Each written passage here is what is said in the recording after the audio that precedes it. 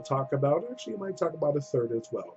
For today, we're going to talk about Judy, which is about Judy Garland, and it is the story of her life, the last couple of years of it, I guess, or more than a year or so, maybe.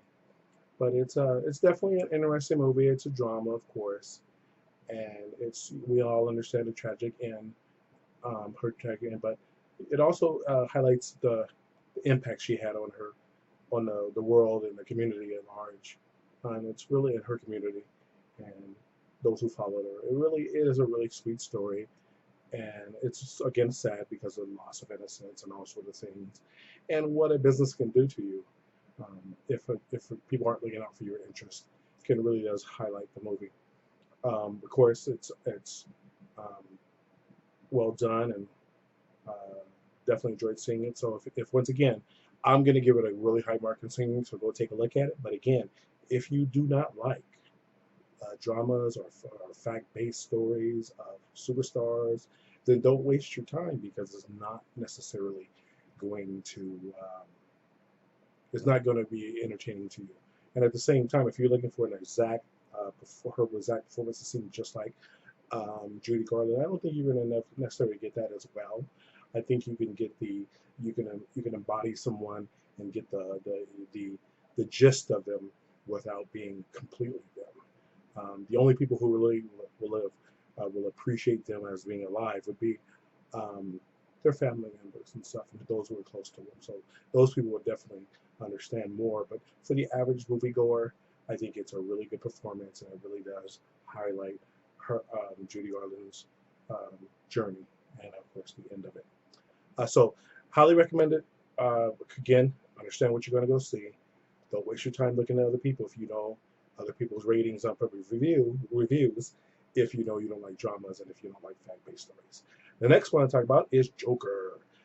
Joker has been getting a lot of press lately because of not necessarily good press because of all the tragedies that has been befalling with shootings and stuff like that, and it takes its anti-hero into another realm of explaining why the character is the way he is. So with that being said, it's a little bit more closer to home to some, um, even though it's a mental illness aspect of it they draw upon. It does really highlight some of our society issues. So that might be an issue to some, and it might be the fear is that it's going to pull some people with struggles out and do violent things, and I think it would undermine the beauty of that film and what that story that film is trying to say, and the lead up to any other future stories that it would tell. Just explaining your story doesn't mean that you're a good person because you have motives that make sense to somebody. Doesn't mean that you should be applauded.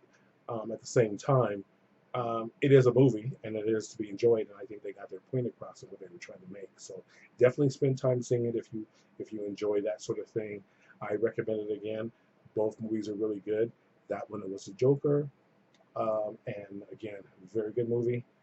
But understand what you like. It is not a kid-friendly Marvel type movie. It's definitely going to be a little darker. So definitely understand what you're getting into before you go take your family to see it. Or if you have a little bit older kids, maybe it's something that can springboard a conversation about mental illness and how the societal effects of it. So just know yourself, know your family before you go take anybody out and yourself. Um, Last thing I want to hit on a movie that I saw recently on a streaming service on Netflix.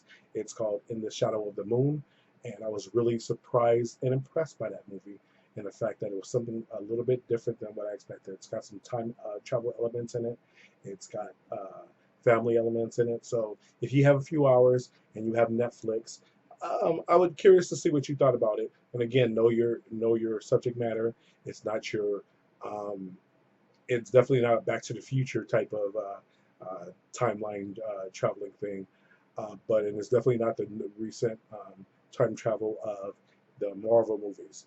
But it's probably closer to if you ever saw the movie Source Code. It probably has that more in common than anything else. So, without giving too much away, if you have a chance and you have a few minutes, definitely see that one, In the Shadow of the Moon. That's on Netflix. Again, I will talk to you soon. I appreciate your time as always. That's Brian Boatwright with No Bad Movies.